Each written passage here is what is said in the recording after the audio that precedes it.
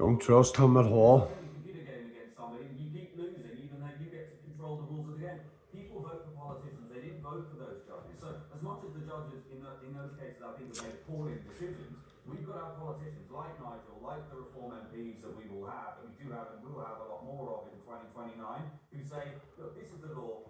What we're going to do is ensure that the rights of British citizens, if you want to talk about human rights, let's put the rights of British citizens, British women to live in countries where they don't have to fear that there are convicted rapists wandering around because they can't be deported because of these insane international treaties that are weaponized against people from this country. This is pretty straightforward stuff. Anyone who tells you that these things are difficult to solve is just being utterly dishonest, and they actually have to tell you it's impossible to solve because the Tories have 14 years and made this problem way worse, and Labour have thrown gasoline on what was already a fast-burning fire. So everyone understands that Nigel's talked about this for decades. It's also why reform is the only vehicle through which this kind of change can come, because we're going to go from 5 MPs to hopefully one more to 325. I think we can get to 350 to 400 MPs, which would give us the working majority we need. That's also why we can't have a pact and a ragtag coalition with a bunch of wet Tories who are low age. One of them are even going to get it. I'd say they will. Like, but UKIP, I'd say is going to. If Tommy comes out and supports UKIP, I'd say they could soar. Something you just said. Do you genuinely, and I've made my point, I voted for reform, and I'm delighted to have you on. I will ask you the questions I need asking. Do you genuinely believe, from where you are 4 years out with nearly 30%, do you believe that you will survive the undoubted attacks, and Harry Cole was talking this earlier, not just from the Labour Party and the Tory Party, but from the establishment, from the blog, from the BBC, from everybody? I do, because I think the British people have had enough. Truly, But do you genuinely believe that reform can have and form the next government with a majority?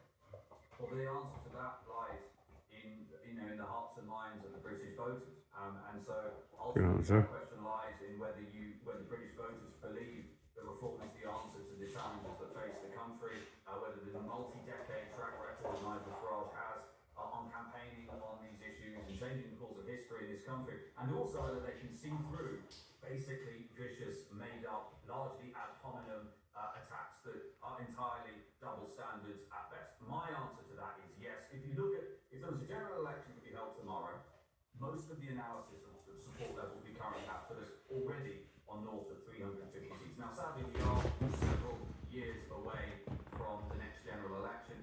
Are we going to be attacked by everyone? I mean, Keir Starmer just dragged the whole press up north in order to have a press conference to just slag off Nigel, apparently. It obviously backfired very badly. I mean, it was incredibly painful to watch, actually. But look, what I will tell everyone is... fuck off, you shit. Hold on to your hats. We're gonna come into for one hell of a shallacking from our enemies. But yeah, I think we'll see it through. We're all in this. Oh, that's just fireplace doing my head on. Loads of questions for you. We announced, the reform announced today that's going to send its first Elon Musk-style Department of Government efficiency Doge team into local authorities. You won Kent County Council.